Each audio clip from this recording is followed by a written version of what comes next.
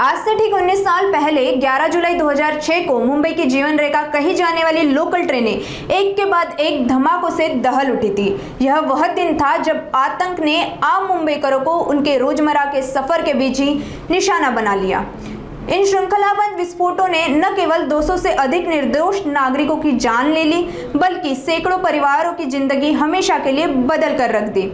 इन पीड़ितों में से एक है प्रोफेसर प्रभाकर मिश्रा, जो आज भी उस दर्दनाक हादसे को भूल नहीं पाए हैं। 2006 के मुंबई लोकल ट्रेन बम धमाके को आज 19 साल पूरे हो गए। इस दर्दनाक हादसे को याद करते हुए पीड़ित प्रोफेसर प्रभाकर मिश्रा ने बताया कि वह चर्चगेट से विरार जा रही ट्रेन में सफर कर रहे थे जब मातुंगा और माहिम के बीच उनके फर्स्ट क्लास डिब्बे में विस्फोट हुआ। वह बाल बचे, लेकिन बायां कान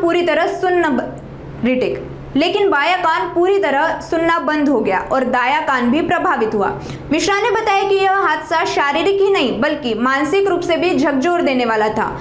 यह हमला न केवल सुरक्षा व्यवस्था पर सवाल था, बल्कि एक चेतावनी भी कि आतंकवाद का कोई धर्म या चेहरा नहीं होता। इसका सबसे बड़ा शिकार आम नागरिक ही होते हैं। ओके।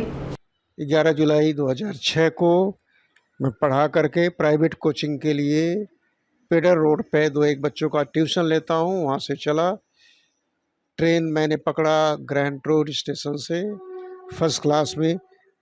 काफ़ी भीड़ थी, फिर भी स्टैंडिंग की जगह मिल गई।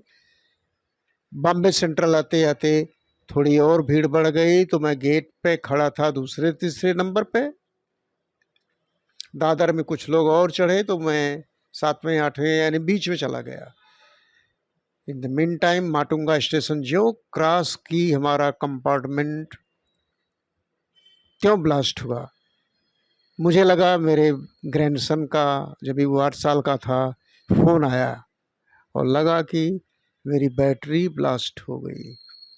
मन में विचार चल रहा था, उस दिन गुरु पूर्णिमा थी 11 जुलाई 2006 को, कि जा कर के अपने गुरु से आशीर्वाद लूँगा और उनसे बात करूँगा। तब तक ये ब्लास्ट हो गया। ये हमारे दीक्षा गुरु हैं जिनसे हमने गुरु मंत्र लिया है, स्वामी शंकराचार्य श्री कपिलेश्वरानंद महाराज। और क्या हुआ जब मैं दब गया चारों तरफ से, तो मुझे पता नहीं चला। उसके बाद में पता चला कि जब हमको निकाला गया तो उसके बाद तमाम डेड बॉडीज रक्त रंजित सब लोग निकाले गए। लोगों ने उठा के, कुछ वॉलंटियर्स आए, हमको रोड पर लाके एक टैक्सी में डाल दिया। उसको इंस्ट्रक्ट किया इनको हॉस्पिटल ले जाओ। अब टैक्सी ड्राइवर क्या बोला मैं सुन तो नहीं पाया, लेकिन उसके फेस से हमको लगा कि wanted to know government hospital कहाँ पे ले जाएं, KEM में क्या नियर बाई जो भी है। उस वक्त थोड़ा सेंस हमको था। हमने कहा कि हमसे घायल ज़्यादातर लोग दिख रहे हैं, तो उस गवर्नमेंट हॉस्पिटल में पहले उनकी देखभाल होगी। मेरा नंबर आते आते पता नहीं क्या होगा, हमने उसको डायरेक्ट किया, मेरे घर पे फ़ोन करो और बताओ ऐसा ऐसा हो गया है, मैं उनको लेकर के आ रहा हूँ। घर पे मेरे वाइफ जो थी वो डायबिटिक पेशेंट, हार्ट की पेशेंट थी। उसको लगा कि टैक्सी ड्राइवर क्यों फ़ोन कर रहा है, अगर ऐसा हुआ हादसा लगा तो पता तो चल गया टीवी न्यूज़ से। चिंतित हो गए सब। तो जैसा मैंने डायरेक्ट किया था फ़ोन पे उस टैक्सी ड्राइवर के द्वारा अपने बेटे को, उन्होंने प्राथमिक उपचार के लिए नियरेस्ट डिस्पेंसरी में कांटेक्ट किया। उसके लिए फ़र्स्ट एड हमको दिया गया, लेकिन पहुंचते पहुंचते 5 घंटे लग गए।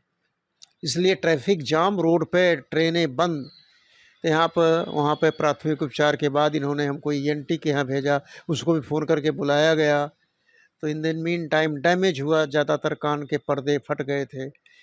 थोड़ा जो कट लगा था उसका फर्स्ट एड करने के बाद इलाज चला 2-3, कम से कम 1 साल तक चला। कौन-कौन से इंजरी हुए थे?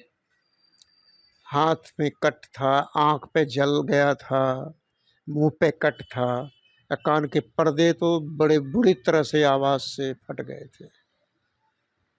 उस समय क्या महसूस हुआ था? महसूस क्या हो गया, मैं सोचा अब नहीं बच पाऊंगा। I don't know how from the grace of God saved me.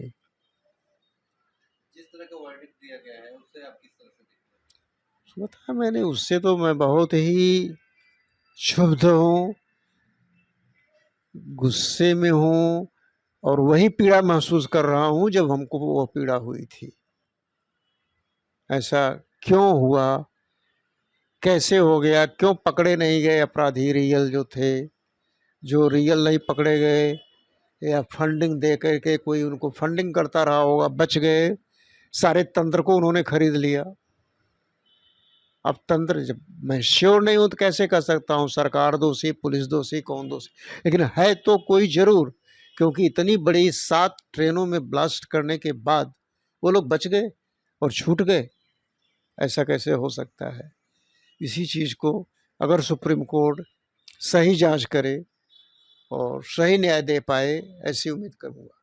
Court में एक भी साक्ष्य नहीं पेश कर पाए हैं। हाँ, तो अब इसमें मैं क्या कर सकता हूँ, कैसे नहीं पकड़ पाए जबकि इतनी घटनाएं थी।